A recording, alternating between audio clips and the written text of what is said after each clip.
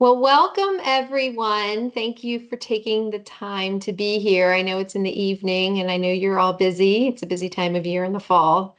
But Tira and I truly appreciate you all being here. And we know that among all the classes that you're teaching, you also have the opportunity um, to learn from us, but we also want to learn from you tonight. So make sure that you know this is really, we want this to be a nice, comfortable setting for everyone. We would love for the engagement, hence our topic tonight. But we also want to just make sure everyone feels comfortable jumping on in with questions, with comments, with thoughts, things that have worked well, things maybe that have not worked well that you've had some challenges with. And that's what we're here to work with you on tonight. So if you are here for effective online teaching strategies for adjuncts, you are in the right place because that's what we're here for. My name is Mary Ellen Ware. I have been with CCBC 11 years now on the adjunct side. So I do teach for CCBC. About 5 years now, I've been also a part-time coordinator in the Health IT program. So I teach a variety of courses. One of the main courses is a certified medical administrative assistant, but I also teach a lot of human resource development type of classes as well. Some open enrollment, some contract classes. So I've done a variety of everything. Tia and I are going to be talking and working and discussing with you tonight some different strategies for online teaching. Some of these you may already do. Some of these may be a refresher. Some of these may be, some new ideas, things to consider incorporating moving forward. So that's a little bit about me. And Tiara, go ahead. I'll let you introduce yourself.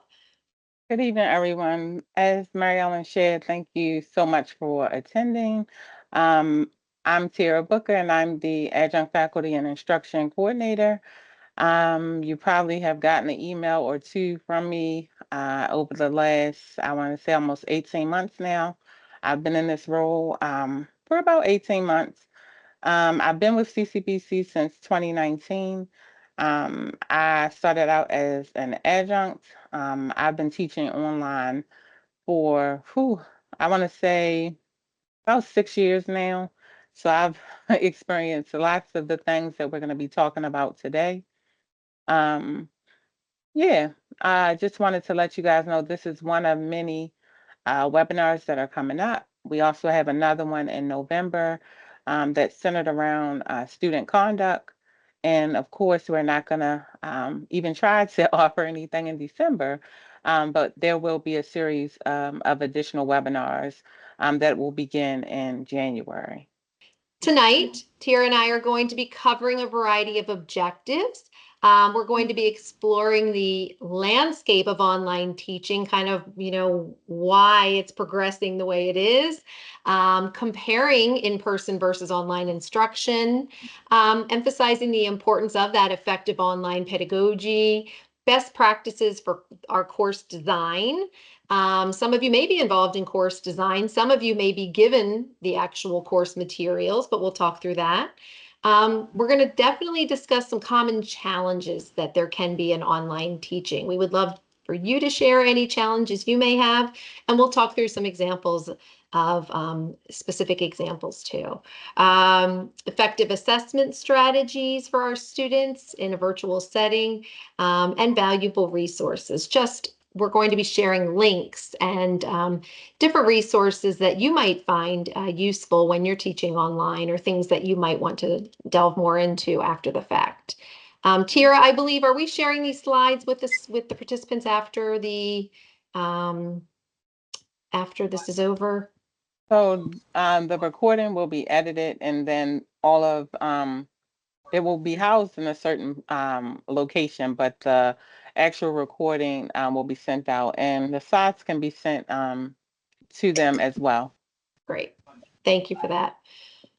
Okay, so let's just get started talking about what online teaching is, what online instruction is. Think back 4 years ago, pre-COVID, right? And life was a little different then. You know, a lot of us were teaching in-person classes. Well, now, as you know, COVID hit, things changed. I remember I was right there at CCBC when all this happened. You know, we all went home and kind of wondered what's to happen, you know, that day, the next day. And CCBC was wonderful about helping us just move forward with a plan. And many of us right away began teaching online. And we had to learn different strategies. Some of us, you know, just we knew a few things. Others of us may not have known anything. So there has been such a significant growth during that time with the advancements we have in technology, with the demand now. You know, we started to notice in many cases we had more students interested in taking online courses. So having more instructors and instructors and learning more about how to handle these types of learning environments. We have fully online, we have hybrid, kind of a mixed, we have different flipped classrooms where student learning is occurring. So in any sort of format, hopefully you can use a few of these tips we're going to talk about today. Flexibility is really important. You know, one of the reasons I think a lot of students are interested in online is it's easier for them to balance that kind of work and home life type of situation instead of maybe driving all the way over to a certain campus or figuring out transportation to a certain campus. If they have the option to do online, that works well for people. Maybe they're working all day and have you know, a childcare issue or things like that. So there's a lot of different reasons, but definitely seen an increase in our online instruction. And with technology, many of you are familiar, I'm sure, with Brightspace, what we use at CCBC currently. Some of you who have been here longer were probably familiar with Blackboard, which was the previous learning management system we used. Lots of different video conferencing tools. I know I personally use Zoom as my main type of conferencing tool, or when I'm teaching my classes. We're using Teams tonight. I've been involved with WebEx before, so there's lots of different options. So I want you to think about the last time you personally took an online course. Think about the experience you had.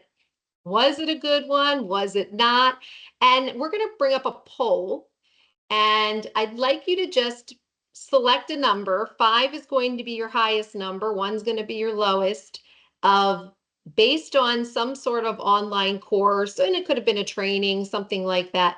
I would like for you to rate your experience. And let's go ahead and pull up that poll. Here it comes. You can just select one and then submit it. So we'll take a look and see the responses, the total responses shared out. Can everybody see the responses?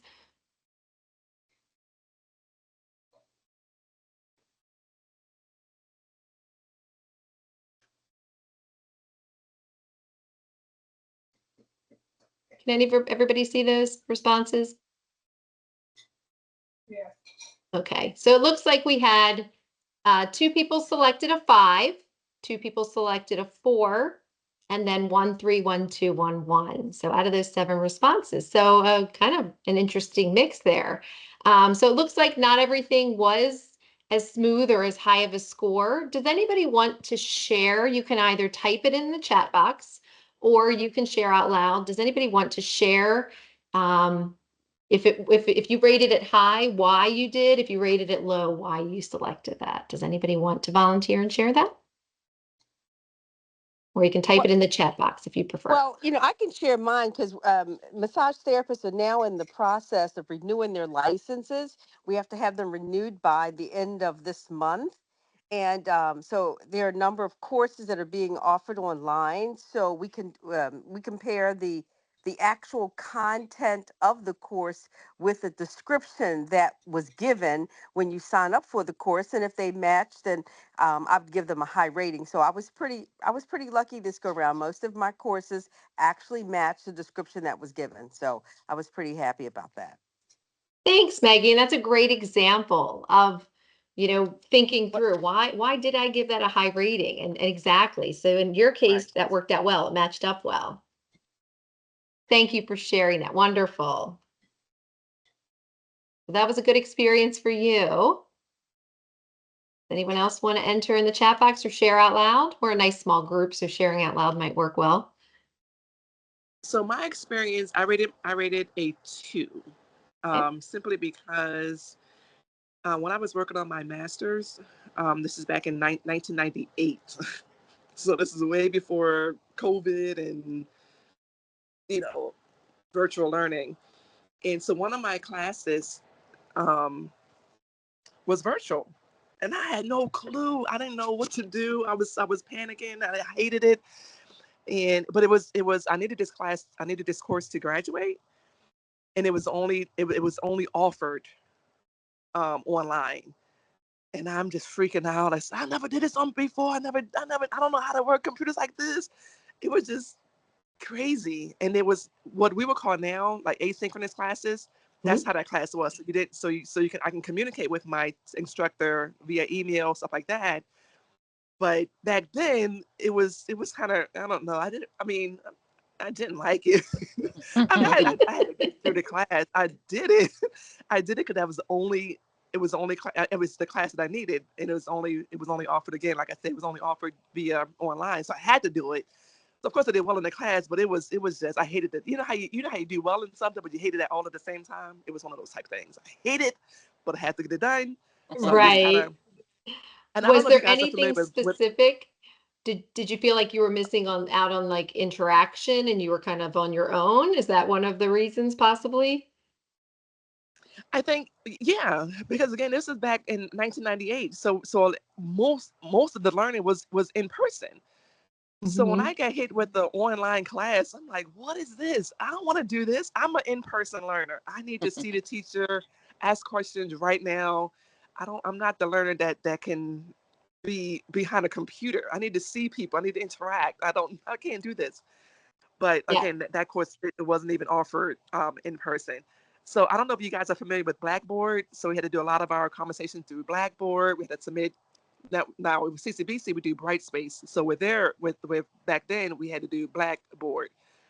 So we can ask questions through the Blackboard. We can submit our paperwork through Blackboard.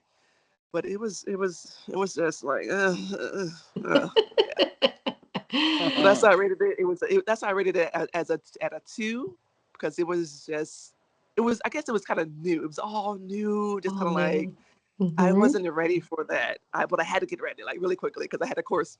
Only way it's offered is online, so you got to get ready. So it's one of those type things. So you had no choice at that point and you embraced it and So, went with it, and exactly. And that I'm sure that was a brand new experience. I mean, the last 4, 5, 6 years, we've had some, but thinking back to that point in time, right? That was brand yeah, new and there weren't many options for online. So, but you made it through, and that's good news. And you're here to talk about it and have be able to share that experience. And some of our students today, even though the technology advancements have been occurring, recently, just like you, Patrice, I'm sure a lot of them are still feeling that way. And that's kind of one of the reasons we wanted to have this conversation, was just to kind of figure out how we can help our students feel more comfortable and embrace this experience that might be new. And maybe they don't have a choice like you didn't either. Maybe the only thing that would fit into their, work or home life was an online course that was being offered. So thank you for sharing that. We appreciate you're that. welcome. And I see Becky put in the chat too. She gave it a 1 just because she had never taken an online course there. So, and that's valid too. Does anybody else want to share before we move on? I always give that extra pause when we're in an online setting. Another tip there. Sometimes it's a matter of finding the mute and unmute button too. So let's just talk about the differences between, what an online course looks like and an in-person. I remember thinking through when I started teaching a lot of classes online versus, a lot in person, I started, thinking, how am I going to, engage the students, and what might this look like? Normally I would, arrive a half an hour in advance. Some students would be trickling in at the beginning, and you had a chance to kind of get to know your students as they were kind of entering. Well, if we think about those interaction methods, one way is to come into the room early.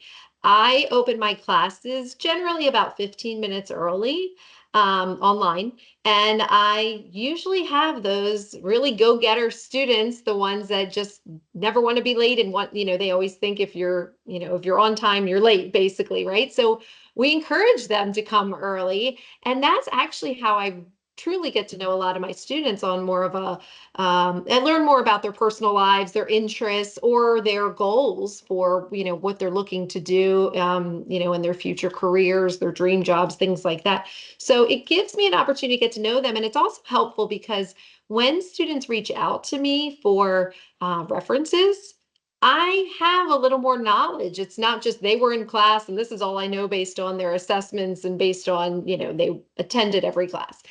I know a little bit more about them. I've learned a little bit more about them, and I think that can also be helpful. So having chat rooms, breakout groups, discussion boards.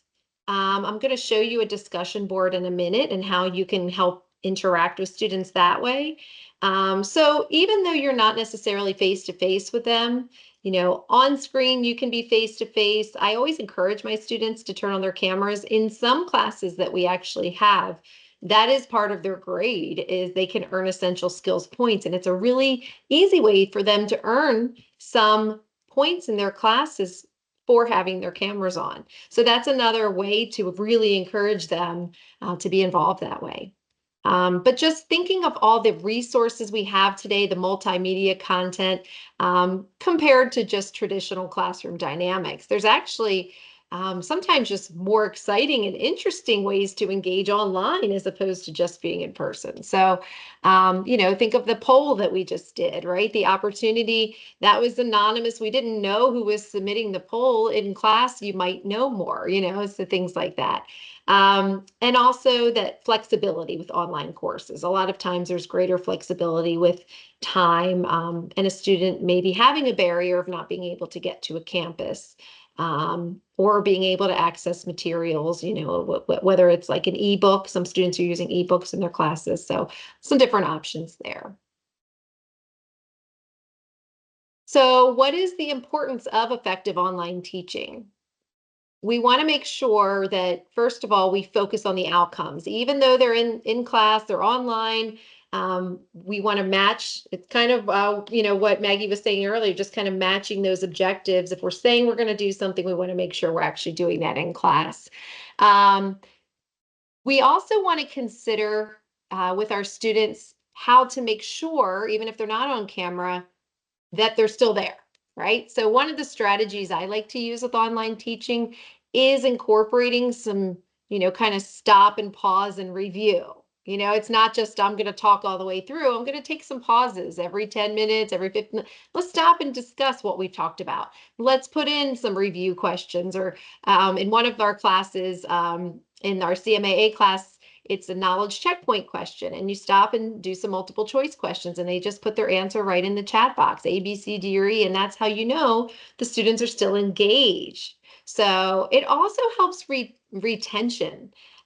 When students, have the opportunity to attend these classes, the clear communication that we're providing in our classes to our students, just making sure we're still engaged, whether it's during class time or if it's a period during the week, making sure we're putting in announcements and reminders, posting, or sending emails, different things like that.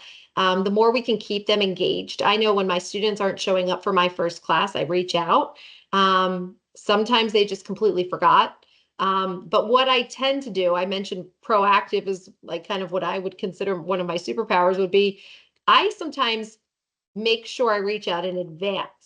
So even though, they know this class is coming up, I think in advance and I'll send an email, I'll reach out to them and say, looking forward, even though it's an announcement in Brightspace, what if they haven't been able to access Brightspace yet? So I'll send an announcement and just say, I'm looking forward to meeting you, or an email. I'll say, looking forward to meeting you. Could you please respond that you've received this? And if I don't get a response, sometimes I'll pick up the phone and call that student in advance, so it helps me help the student. It helps the student not fall behind by missing the first class. And then they're not trying to scramble and figure out what they missed. And then I have, we're having a one-on-one session now talking about it. So reaching out and being proactive in advance is a really great way to help retain the student in that class. Some students will give up if they miss the first class. So think in advance how we can connect with them virtually, through an email, something like that before, there's that possibility. But online classes also, we have ways to adapt to diverse learning styles. Some people are more auditory. They learn better by hearing. Some people are more visual. They learn better by seeing. But we can incorporate different personalized like learning experiences or simulations, or if they watch a video. So there's lots of different methods we can use for that.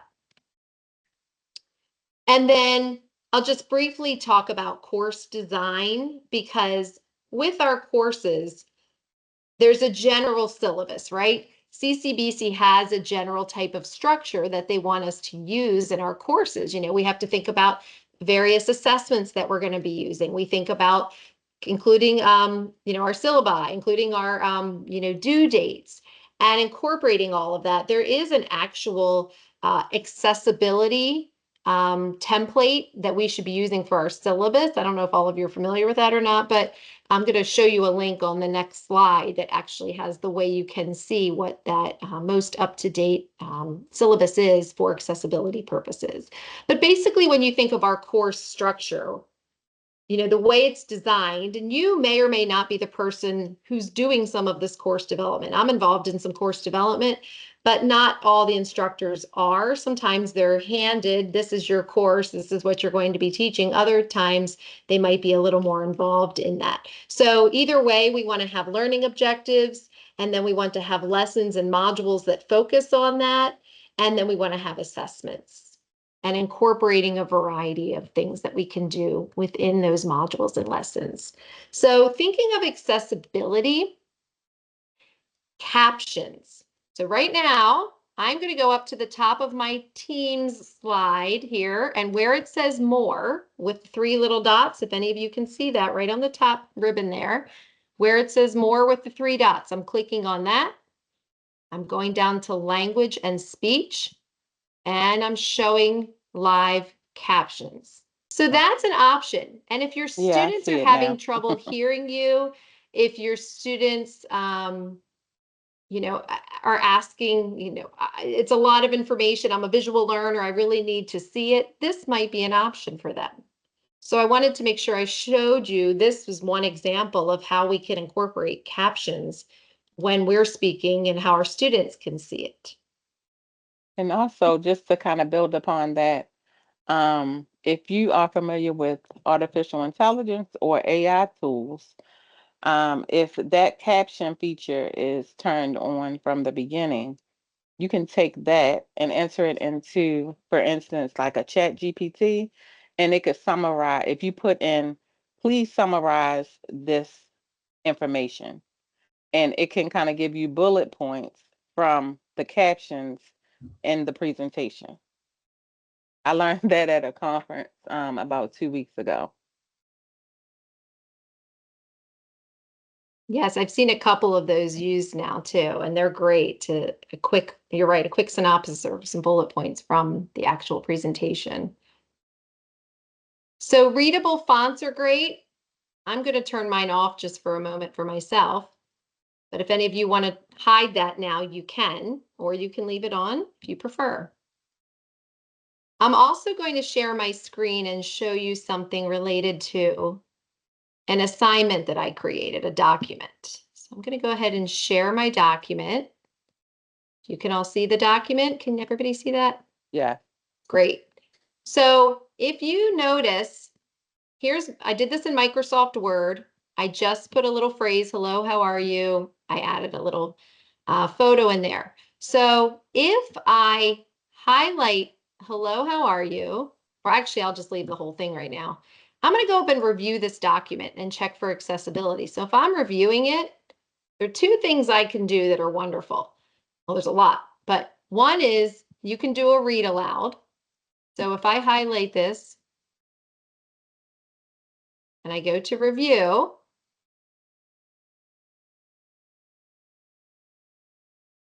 It should be reading it out loud in a moment.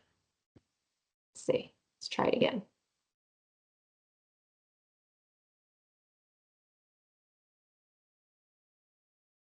So I suggest this to my students sometimes when they're submitting a document. When they hear, we all know what we typed on the screen. I mean, you could do this for yourself. We all know what you type on the screen. In our brains, we've been looking at it forever, but sometimes when you hear it, it actually reflects differently than what it is. So that's one option. And the other thing, if you go into review and you go to check accessibility, if I click on that, check accessibility over here on the right-hand side, it tells me if it looks good or if there's something that I might need to change. And right here it says, keep going, fix the remaining issues. And if I look down, the one area it's telling me to fix is hard to read text contrast. So if I click on that, it tells me that current color is hard to see. Consider a high contrast color so it's clearly visible. So I'm going to pick a darker font, and now it's approved my document. So that's another option when you're looking at content online, creating things, in your modules or whatever, that's another option. So I just wanted to make sure I showed that to you. So I'm going to stop sharing that for a minute. Any questions about that? Has anybody ever used that before? Okay. And one other thing I want to show you about engagement is let's see. Here's another interactive tool. If I have an assignment here for a student, and the assignment is record yourself reading the following telephone script. Be sure to use a positive tone of voice with appropriate pitch, pace, volume, inflection, and emphasis, and save it. So I give them a script, I have them read it. Well, if we go into, sorry, I'm going to move this for a second. Look into team, there we go. I'm now going to share. If you are in Brightspace, let me pull that up.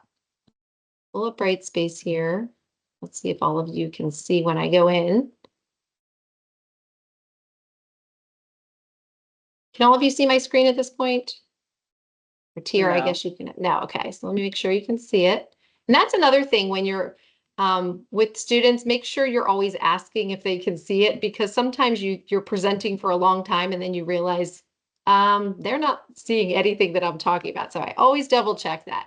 So if I go into assignments and I'm asking them to read that script and submit it, my assignment might have something that says, here I'll go into an assignment. I'll just pick one. And then if I go into, oops, go to edit assignment and I scroll down. Here's another option of something you can do online. Do you see where it says record audio or record video?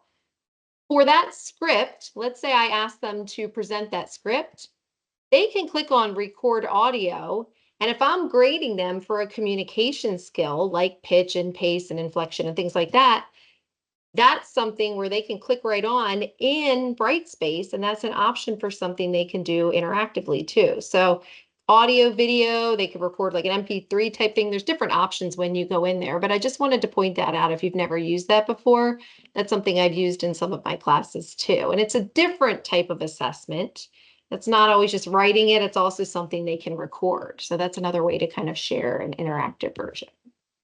All right, so here's the syllabus example. The link will be in here for you to use, but if you're looking for what the actual current recommendation for using for the syllabus at the college, now most of you, again, are probably given the syllabus and you'll know what that template should look like, but for any of you that are designing or involved with the course objectives and syllabus and designing that, there's a link in there for you. But just thinking about participation, engagement, and communication. Make sure you have clear guidelines for due dates. I always put my announcements in and mention when the due dates are, but the due dates also pop up right on the front of your Brightspace first page. if they're entered in. So that's another way. I always tell my students, find a calendar, find a planner, something, and then I continue to communicate on a regular basis. I always make sure I put at least 1 or 2 announcements in per week for my students. And that helps, provide some reminders. Okay. So I guess we'll just move on. And Tiara, I'm going to let you move forward because I know I've taken a little bit of time here. And you can go ahead into the online course. All right, so I think we're ready now. So as you move into structuring your online course, this section in particular is very important. Of course, you want to have some structure around the course that you'll be presenting to your students or the information you'll be sharing with your students. And so this is where I'm going to pick up.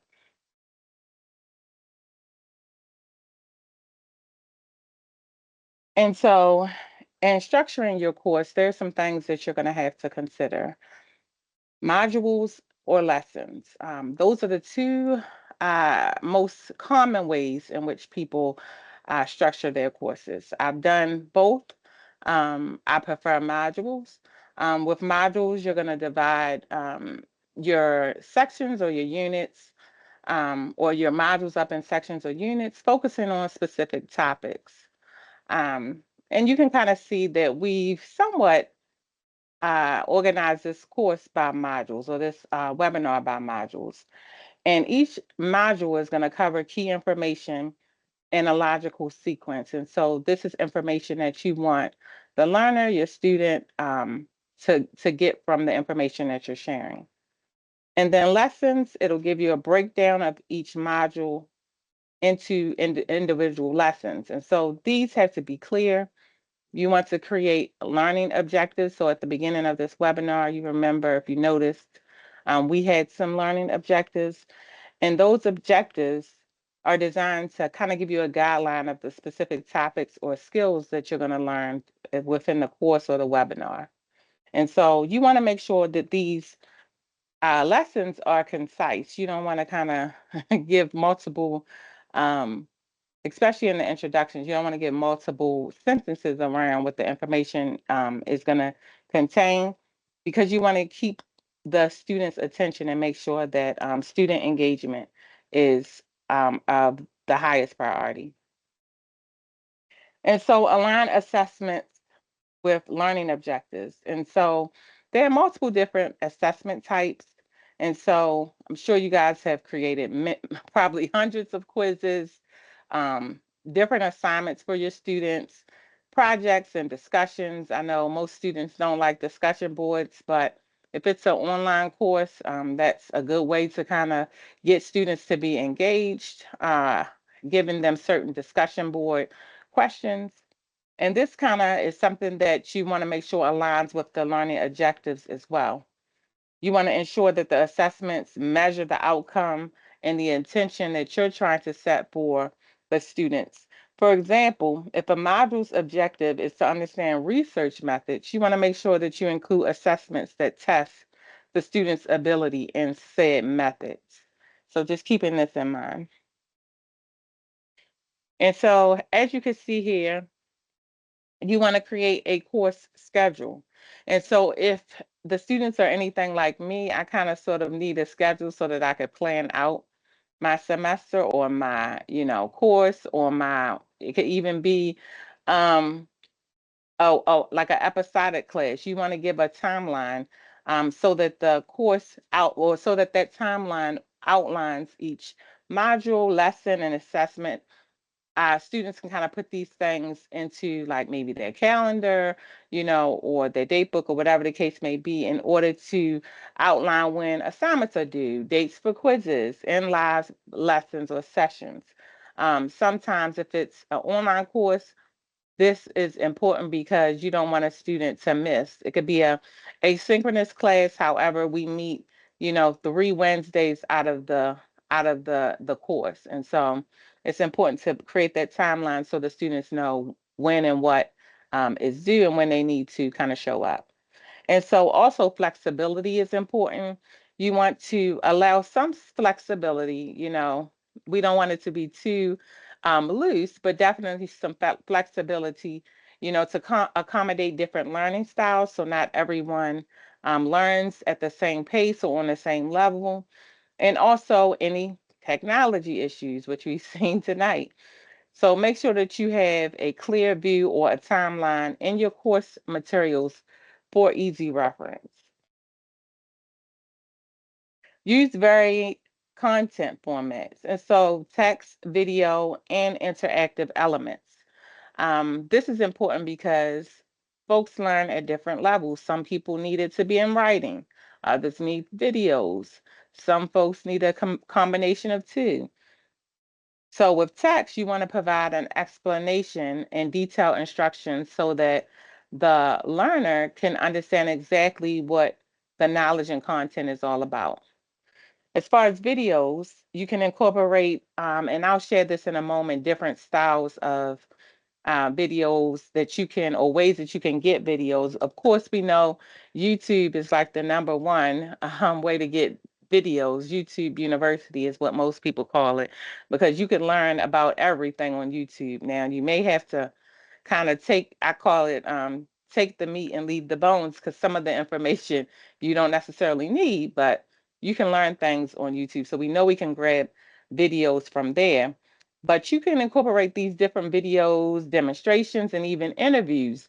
For instance, I use TED Talks quite a bit in various classes that I've taught online. So those are just two references as it relates to videos where you can utilize in your online classes. And then interactive elements such as quizzes, simulations, we talked about discussion boards, and other ways to engage your students and to reinforce the learning. This is definitely imperative, and it helps for active participation and application of knowledge. And so, what text, video, or other elements have you brought into the classroom? Who would like to share? You can come off mute, raise your hand, use the reaction raise button if that's better for you. But what types of elements have you used in your class? Have you used some videos, some text, any type of games or quizzes? Barbara, I see you unmuted. I use skeletal notes for Okay. each Okay. module for the students. So they get skeletal notes every chapter that we do. I actually That, learned that through the AQ courses. that's awesome. That's awesome. And I'm sure your students definitely appreciate that. What can you share what those are? Sounds like a template and you fill in the blanks. So Barbara, Basically, what I've done is I've taken some key points that are in the PowerPoints, because a lot of students don't, especially in my department, don't really look at the PowerPoints.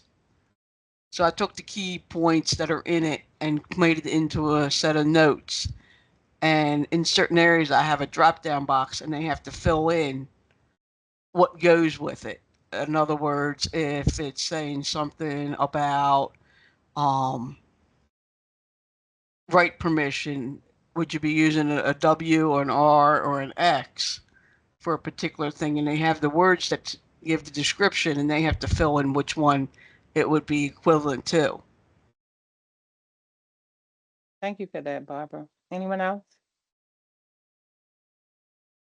Anybody use videos? So anything, I mean, whether you use YouTube or TED Talks or any type of videos, maybe even news videos, or anything else. Do you use any of these elements in your classes? And this could be in person or online. Yeah, I use the videos. I've definitely I use video. go ahead. I've definitely used videos in my history classes, especially primary source videos, as much original footage that I can have kids or students see, because not all students are kids anymore. Right. Certainly not in this setting, but so I've done that online. I teach in public school now, and I'm joining the Adjunct School, but I taught real virtual learning to public school children during the COVID stuff. So we were doing everything we did in person online. I'm sure that was an adventure. Maggie, go ahead. Thank you. I just was saying that I used Grammarly a lot. They had some great explanations of the class I taught was reading and writing comprehension. Okay. So yeah, I took current events from, all the news, and we did a lot about the election and that. So I used videos for that, YouTube as well, then Grammarly to help them construct a real sentence. And I had them do a group activity. There was about 5 of them, and I had them write a paragraph together. And I let so they could hopefully get the idea of working in a group and what teamwork is like in real time. And these were incoming freshmen. Well, incoming, yes, but in this part of the summer bridge program, so they were fresh out of high school. So the opportunity for them to interact like that to me was important and reminiscent of how I was taught. So in person has a lot of opportunities for them. Thank you for that, Maggie. Yes, ma'am. Thank you. Any mm-hmm. Anyone else before I move on?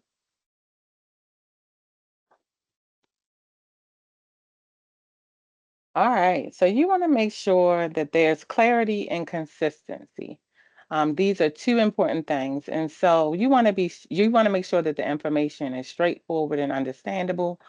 You want to eliminate any, slang or jargon, anything that makes things complex for students. We talked about accessibility, so you want to ensure that there's clear headings, that things are summarized. Barbara shared a good resource for that. And make sure that it has readability.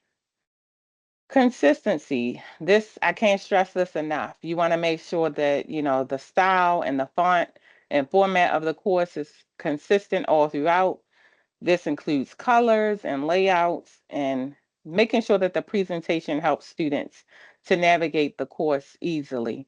You don't want, unless it's maybe an art course, you don't want things jumping in, jumping out, colors flashing, lights, you know, going off, and all the bells and whistles. But if it is an art class, that may be fair game, but just make sure that it's consistent. And then incorporating real world examples, making sure that it's relevant. Um, I really enjoy using case studies because it makes things more tangible and relatable for the students. It also allows them to use the material and apply it to a real life situation, and it enhances their ability to connect the information or the theories with practice. Lots of my students, I'm teaching a course now, it's in person, an evening course, but my students really enjoy the creativity that I create with the different case studies, just using, the information that they're learning in the chapters that they're reading to kind of bring theory to practice. More about case studies, you can incorporate current events, industry practices, and also any type of historical examples into the topic. And this, once again, sparks discussion amongst the students. Most times they enjoy it, and it helps to deepen the understanding of the material that they're reading. Um, Sometimes, especially if it's kind of dense text, this is a way to kind of lighten it up a little bit. And so digital tools and technology. And so there are so many LMS systems that are coming out. We talked about a few today. CCBC uses um, Brightspace. It used to be Blackboard. I've had examples or experience with both of those, but also with Canvas. And I feel like one or two other LMS systems I've had the ability to kind of navigate through as a student and also in a teaching capacity. And then tools for enhancing interactivity. So we talked about discussion boards, different types of quizzes. Speaking of quizzes, I'm not sure if you guys have ever heard of, well, I know you probably have heard of Quizlet. And so Quizlet, I've used that in a class before because you can kind of create different quizzes. Students can, if you share the Quizlet link, students can utilize that right on the platform. I've actually created physical quizzes from a Quizlet. So that's definitely a resource that you can use with your students, both in person as well as online. And then integrating multimedia and different supplementary resources, which can both be online or in person. And so, does anyone know what a Kahoot is, and have you ever used a Kahoot or any other interactive or multimedia tool in your class? Yes, we use Kahoot with younger students all the time. Everyone loves Kahoots. 8 to 80, they love Kahoots. Anyone else? All right, we're going to get started for the sake of time. And just to kind of get a sense of how this goes. So I'm going to hit start. And you are going to read the questions on the screen, and the answers are going to be on the screen, but it's all about how quick you do it. So question 1. Okay, I'm not in this one. Obviously, using that same. I don't have questions yet. All I have is blocks. Look at the screen. You just have to Okay. look at the screen. So the first online teaching started in what year?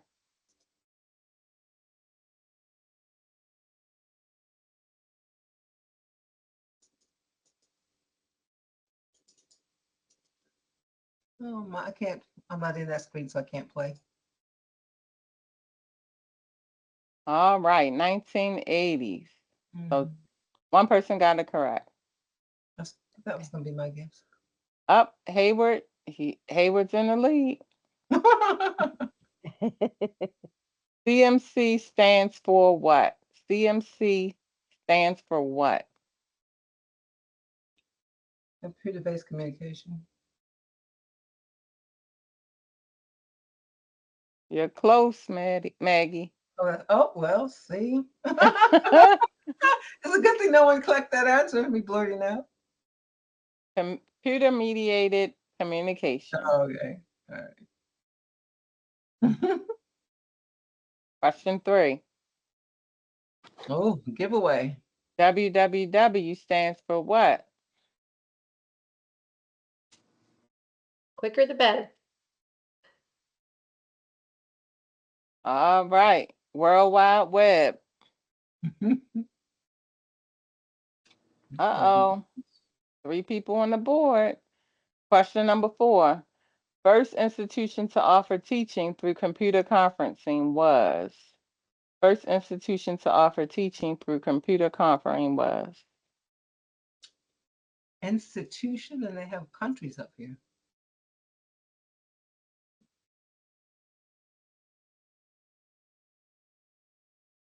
USA. So it was actually in California. And question number 5. What does asynchronous mean?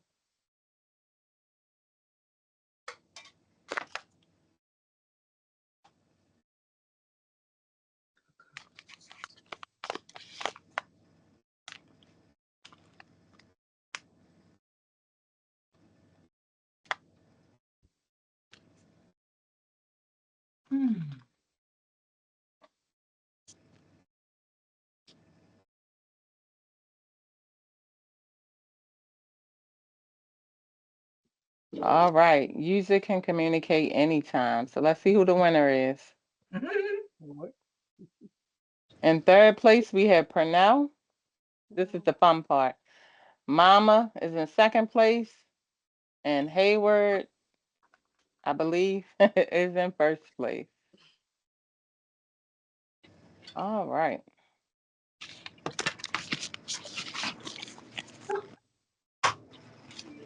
Where did the questions come from? Just made them. I mean, well, they were actually real questions with real answers.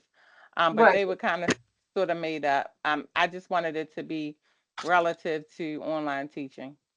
So you're able to make them? Yeah. Okay. Yep. You can make your own questions. You can create a title. Okay.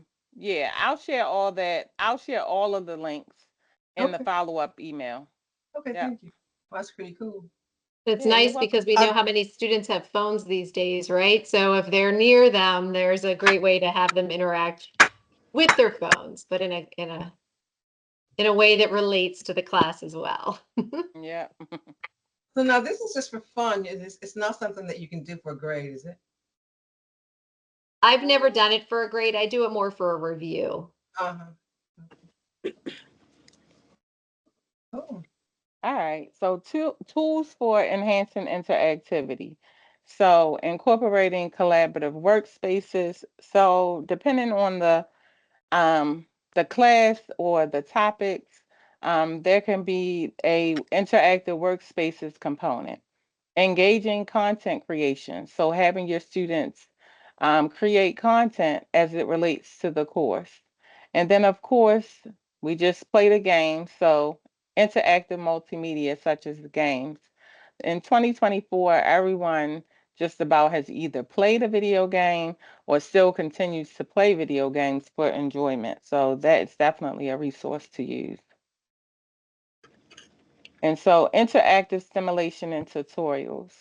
Yeah, and I guess that's moving on to my part a little bit here, but we basically have showed, I know just due to time, it's already 8:29, I see.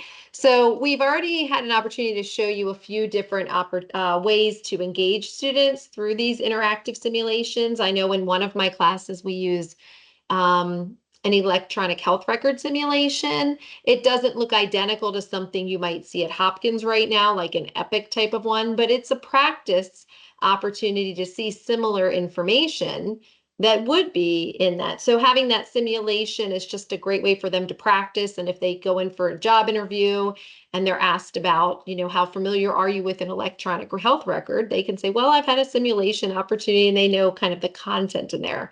So that's a great way. I like to have the students involved in those types of simulations. But we showed you a few examples of how they can do video and audio and incorporate different things like that. Just keep in mind when you are incorporating videos, there are going to be times where you're going to want to make sure they're approved, because we don't want necessarily the Kardashians' whole video watching their podcast or whatever. Just making sure it's relevant and incorporating the things that would work for classes. So those videos, case studies, polls, those types of things. Research papers, industry reports. Again, if you're teaching a government class right now, there's a lot that can be used that's timely, that incorporates that, the real world information and interviews and so on. All right. Oops. Can you move that, Tira? Perfect. So we're going to be sharing with you some particular links that are on the next slide, I believe, some different websites and through the CCBC library as well. There's also those like open source type of documents. You can find some of those there. So we'll go to the next slide. And here are some example resources and links that you might want to jot down. But Coursera, certain courses from universities. We have Khan Academy. I know my daughter used that a lot when she was preparing for her SATs, but it was free. Padlet, those are different interactive boards for collaboration purposes. So those are just a few examples where you can find some different resources as well to use. And then just thinking about student engagement, throughout tonight, we're trying to incorporate a couple just different activities for you to see how you can engage your students. We are online in that type of environment, but we also can interact in these various ways. I think I have one more poll that we'll pull up. And let's see if I can load it.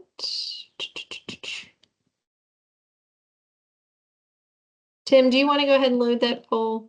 Perfect. If everybody just wants to answer this poll, you can select more than one option. But what kind of interactive activities have you used? Videos, podcast clips, simulations, discussion posts, whiteboards, quizzes, Kahoots? If you want to just pick a couple of those that you've done.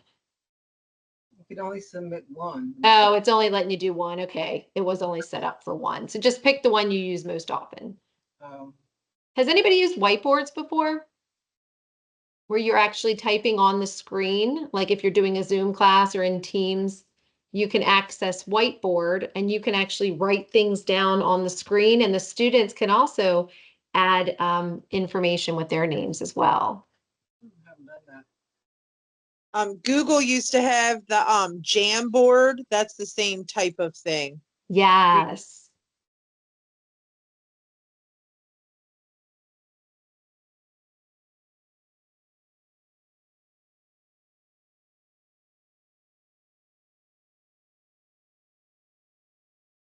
So it looks like the majority tends to be discussion posts that we can kind of see here. But again, just wanted to, looks like we have a nice variety though of what people tend to use in class. So we've just showed you a few options. On my screen, here's whiteboard. I'll pull that up for you. You go into new whiteboard, and this where you can collaborate and can open that up, and everybody, hopefully you can see this. Students can use reactions, they can engage. Let's see. There's different like sticky notes you can put on it. We're not going to have time to really practice a lot with it like I was going to, but you can select different reasons, and then students can go on. And if I put a text, let's say I want to type hello, and that'll show up, and each of you should be able to access it. You could put a response, you could say, goodbye. And then it will look like your initials here. So anybody can kind of add in little comments. You could add in reactions to it. So that's one way, to engage a class, depending on the topic. Some classes would, it would work better for than others. But just some different ways to kind of engage on the whiteboard. Thank you for those of you that are popping them in there. I love it. So I just wanted to show that's another way to share, and have some engagement in class as well. Perfect. So there we go. Now I'll go back to my slides here.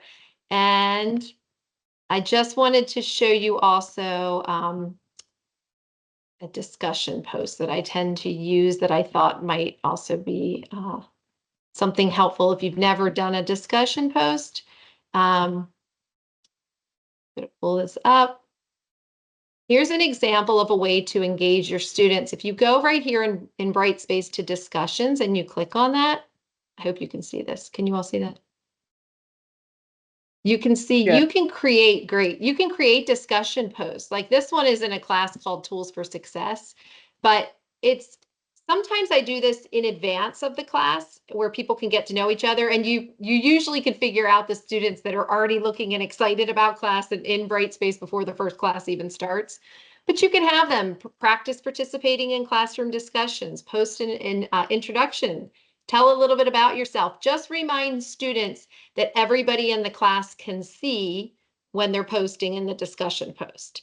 If they want something private with their instructor, making sure that that's known, that would be a different way. But respond to 3 of your peers. And then down here, do you have any questions for your instructor? You can use this forum if you want, but it can be seen by all class participants. So I know in the template, sometimes in Brightspace, when courses are created, it might say, 2 truths and a lie, and students can kind of just guess on each other's which one is a lie, and that kind of thing. So it's another way to just have engagement in the class with students. So I just wanted to show you that as another opportunity.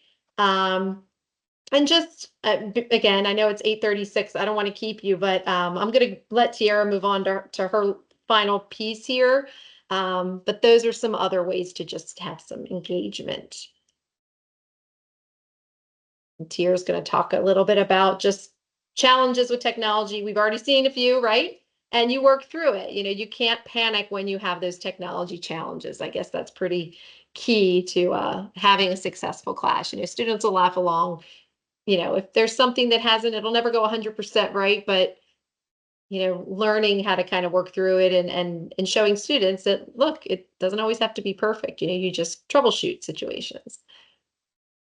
All right. So some strategies for building an online learning community. So you can put students in groups. So not everyone loves group work, but it's necessary, it's required. Um, I enjoyed it, but not everyone does. But it helps also to build relationships.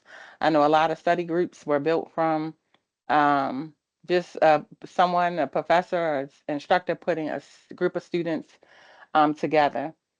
Discussion forums. So we talked about discussion boards where students can interact, share ideas, and even ask questions and learn from each other. And then virtual meetups, like breakout sessions and virtual meetings. Um, Zoom, Teams, even Google Meets allows you to do breakout sessions. Methods for providing timely and constructive feedback. So feedback is important, it's necessary. Students love to have feedback or hear feedback from their instructors and their professors on their assignments. And it's important to give them feedback promptly to keep them informed of their progress. Constructive comments, so ensuring that the feedback or the information is specific and actionable. Students love to know what they can do to improve. And so you want to make sure that you're highlighting their strengths and also areas of improvement. And for me, I usually start with the strengths. And that's the most recommended approach. And then another way you to interact with your students, you want to provide office hours. This could be in person or virtual. Especially during COVID, I did lots of office hours via Zoom. Even if you have an in-person class, you can provide online office hours. And one thing that I do also is I say if anybody has any questions or wants to discuss something, stay on at the end of our virtual class. And even if there are multiple students, I'll just go into individual breakout groups with them. And, when I finish with one, I'll jump back into another. So they're not sharing in front of each other, but that's another way if you're already there for class online, to set up those breakout groups afterward. And some strategies for building an online learning community. So create space for informal interaction, use icebreakers. So we saw that earlier where we created a warm up, talked about, your superpowers, and use other activities to build community. And so some challenges around challenges and troubleshooting. So common challenges, I'm sorry, I have a retainer, guys. So some common challenges in online teaching can be technical glitches. We've seen that tonight. Engagement drops, so students aren't participating as much as they did in the beginning. Maybe some communication barriers. So you want to make sure you set clear guidelines and expectations around response times. And then technology distractions. And so for me, at the beginning of courses, whether it is in person or virtual, I make sure that I set clear guidelines and expectations around technology, specifically cell phone usage. And so just kind of talking very briefly, um, if someone would like to share, have you had any technology glitches or a brief story about maybe a technology glitch that you experienced while teaching virtually, or how did you incorporate cell phones or technology into the class? Maybe two people want to share, and you can do one or the other. So a technology glitch story or how you incorporate cell phones. Because cell phones are going to show up whether you talk about them or not.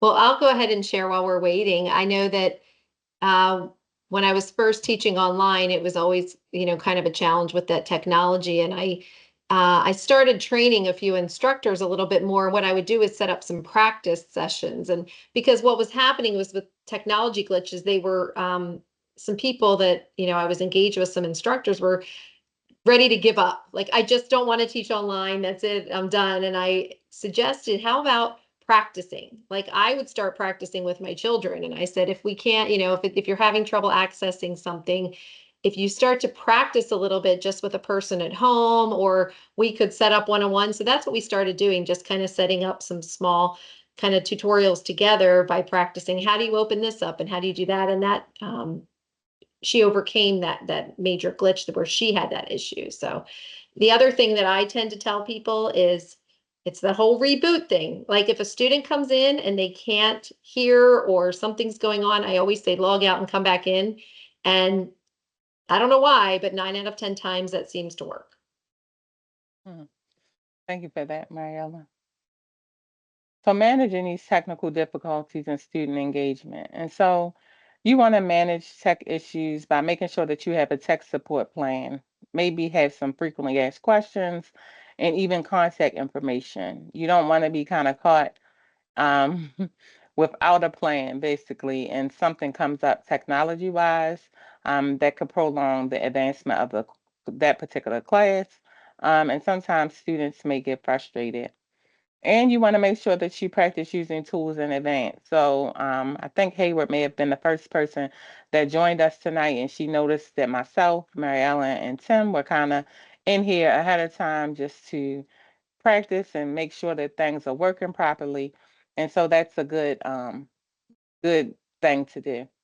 And then addressing student concerns. So making sure that the lines of communication are open, and you can even have an open door policy virtually about anything that comes up, specifically challenges or issues that they want to discuss. And also schedule one-on-one check-ins just for, maybe a question and answer or for them to get support from you. And Hayward had a really great chat about technology with cell phones. When Hayward has seen someone disengaged or on their phone, sometimes they'll skip to them to look up something that they can use in class. So that's something specific that they can ask them about to check on that they can incorporate into class. So that's interesting. Thank you. Some strategies for motivation. So use varying multimedia content. So we've used that tonight in this webinar. Different things to kind of keep you guys engaged. Do the same with your students. Gamification elements. So Brightspace, and I'm going to share a link that kind of gives you the who, what, when, where, and why of how to create badges on Brightspace. This is definitely a great incentive for your students to just, some recognition for them completing different assignments and so forth. And then also, this is of an utmost importance, online etiquette. And so creating those, I call them community norms. And sometimes I have students kind of help create them. So I'll create 3 or 4 and, have them chime in, and then make sure everyone agrees based on what is presented, and encouraging respectful and constructive discussions. In most cases, or in this space anyway, our students are adults, and so we can learn to work together, have varying opinions, and still come together in a classroom. And so how to create new badges. So this is what the Brightspace badges look like. Like I said in the follow-up email, I'm going to share a link that kind of takes you right to a video that'll show you exactly how to create badges in Brightspace. Motivation. So we all need motivation. We need motivation as teachers, instructors, professors. Students need motivation too.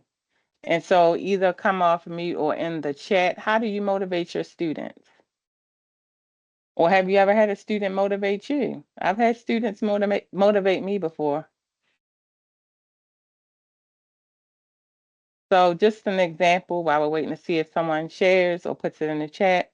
I used to play, so I have taught on credit side as well as in continuing education. And so I always played one particular motivational video by this known motivator, public speaker. His name's Eric Thomas.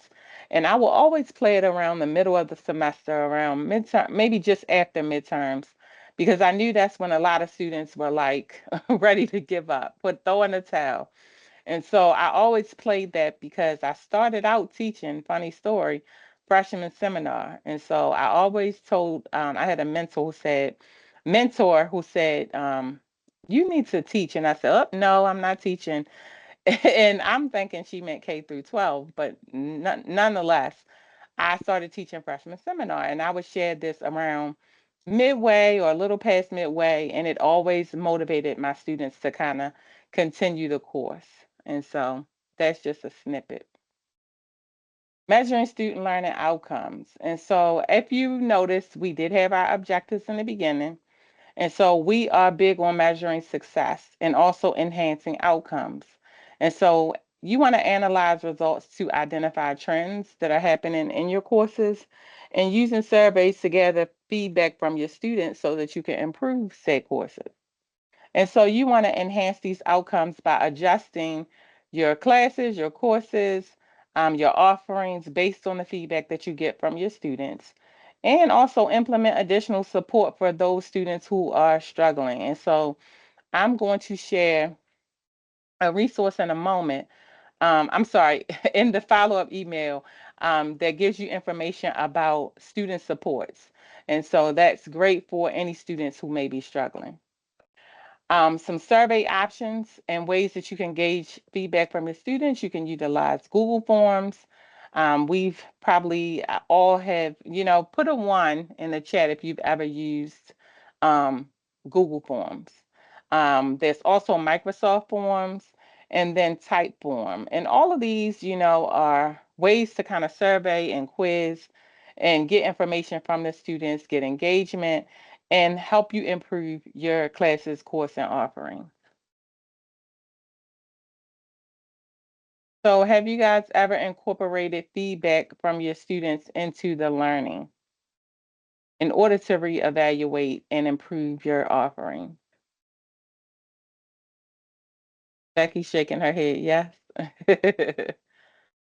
Awesome, awesome. You always want to incorporate students' feedback because that helps you to helps you to improve and help you to enhance what you're offering your students. And so assessing resources and support. And so there's always institutional resources, such as the resources here at CCBC. You have tech support, you have library services, tutoring, advisement, writing. Students love to go to the writing center to get help there. And then access to technology training. And so CCBC has a wealth of information in their professional development. I'm always sharing professional development with the continuing education adjuncts and also providing tutorials and guides for using digital resources effectively.